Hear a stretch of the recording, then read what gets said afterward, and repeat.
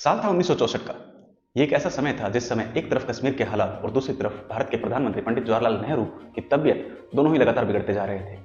और पंडित जवाहरलाल नेहरू चाहते थे कि वो अपने जीवन काल के दौरान ही कश्मीर की समस्या का समाधान ढूंढ लें, और इसीलिए अपने अंतिम दाव के रूप में वो शेख अब्दुल्ला को जेल से रिहा करते हैं। शेख अब्दुल्ला कई सालों बाद जेल से बाहर निकलते हैं, उन्हें दिल्ली बुलाया जाता है और पंडित जवाहरलाल नेहरू से मुलाकात के दौरान शेख अब्दुल्ला भी ये महसूस करते हैं कि कश्मीर की समस्या का स्थायी समाधान नेहरू जी के जीवन काल में ढूंढ लेना ही उचित रहेगा।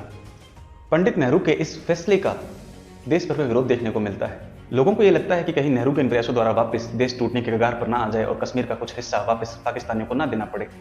उस समय जब पूरे देश भर में नेहरू जी का विरोध किया जा रहा था तो नेहरू के दो पुराने साथी सी राजगोपालाचारी और जेपी नारायण ने दबे स्वरों में नेहरू का समर्थन भी किया था।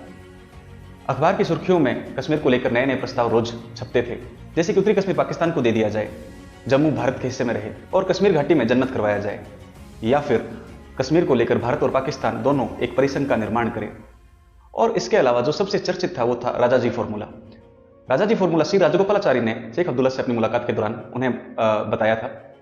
इसके अनुसार पाकिस्तान का हिस्सा पाकिस्तान के पास रहे और भारत के पास जो कश्मीर का हिस्सा है वो भारत के पास रहे, और इस प्रकार दोनों ही जहां पर वर्तमान में स्थित है वहीं पर रहते हुए कश्मीर के मुद्दे को लेकर शांति कायम करें। नेहरू इनमें से कुछ प्रस्तावों पर सहमत थे और शेख अब्दुल्ला भी कुछ प्रस्तावों पर सहमत थे। 24 मई 1964 को शेख अब्दुल्ला पाकिस्तान की यात्रा करते हैं इन्हीं प्रस्तावों को लेकर। 25 और 26 मई को शेख अब्दुल्ला पाकिस्तान के राष्ट्रपति अयूब खान से मिलते हैं और 26 मई को अपनी मुलाकात के बाद वो प्रेस से मिलकर ये भी जताते हैं कि राष्ट्रपति अयूब खान अगले जून में भारत में आकर पंडित जवाहरलाल नेहरू से कश्मीर की समस्या के मुद्दे पर चर्चा करेंगे और वो तीनों मिलकर कश्मीर समस्या का एक स्थायी समाधान भी ढूंढ लेंगे।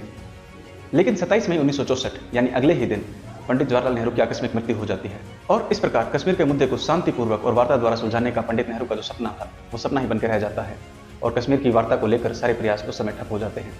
सोचिए कैसा होता कश्मीर और भारत पाकिस्तान के रिश्तों का इतिहास यदि पंडित जवाहरलाल नेहरू कुछ महीने और जीवित रह जाते और उनके जीवन काल में ही कश्मीर की समस्या का समाधान ढूंढ लिया जाता।